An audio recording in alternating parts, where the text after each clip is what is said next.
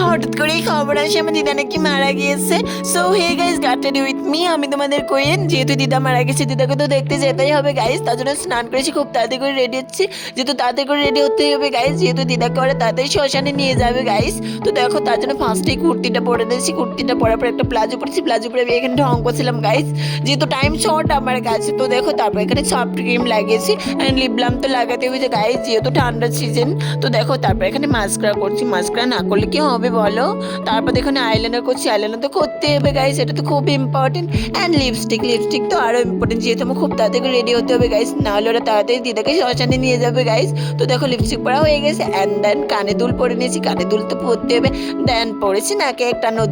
আর যে চেনটা আমি পরলাম ওই চেনটা আমাকে দিদাই দিয়েছিল গাইস, দিদার জন্য খুব মন খারাপ হচ্ছে আমার। তো তারপর একটা টিপ পরে নিয়েছি অ্যান্ড হাতে ঘড়ি পরে নিয়েছি, আর কাঁকড়া দিয়ে চুলগুলো ভালো করে পিছনে বেঁধে নিয়েছি অ্যান্ড পিঙ্ক কালারের চটি পরে যাবো ওখানে আমি।